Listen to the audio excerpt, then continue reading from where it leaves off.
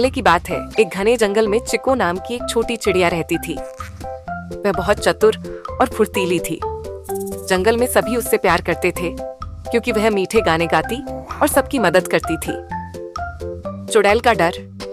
लेकिन उस जंगल के एक कोने में एक डरावनी चुड़ैल ग्रूमा रहती थी। वह बहुत गुस्सैल थी और किसी को भी अपने पास फटकने नहीं देती थी।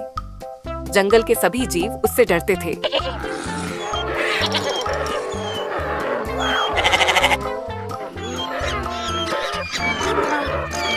क्योंकि वह कहती थी, जो भी मेरे इलाके में आएगा मैं उसे अपने जादू से पत्थर बना दूंगी। चिको की हिम्मत।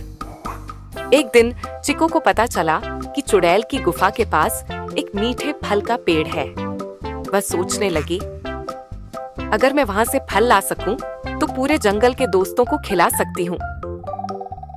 सबने उसे मना किया, लेकिन चिको बहुत बहादुर थी। वह जल्दी से चुड़ैल की गुफा की ओर उड़ चली। जब वह वहां पहुंची तो उसने देखा कि चुड़ैल सो रही थी। चिको धीरे धीरे मीठे फल तोड़ने लगी। चुड़ैल का जागना। जैसे ही चिको ने फल तोड़े, चुड़ैल की नींद खुल गई। वह गुस्से में गरजी, कौन है जो मेरी गुफा के पास आया है? चिको डर तो गई, लेकिन उसने हिम्मत नहीं हारी। वह झट से एक ऊंची डाल पर जा बैठी और अपनी मीठी आवाज में गाने लगी, मैं छोटी चिड़िया हूँ, गाती हूँ, उड़ती हूँ। अगर प्यार से बोलोगी तो दोस्ती भी कर सकती हूँ। चुड़ैल का बदलना। चुड़ैल को ऐसा सुंदर गीत पहले कभी नहीं सुनने को मिला था। उसका कठोर दिल पिघलने लगा। उसने चिड़िया से कहा, तुम्हारी आवाज बहुत मीठी है, लेकिन तुमने मेरे फल क्यों तोड़े? चिको बोली, मैं इन्हें अपने दोस्तों के लिए ले जा रही थी ताकि सब मिलकर खा सकें। चुड़ैल ने पहली बार किसी को इतना दयालु देखा। उसने सोचा, मैं तो हमेशा अकेली रही हूँ, अगर मैं भी इनसे दोस्ती कर लूं तो क्या मजा आए। अंत में सबकी दोस्ती।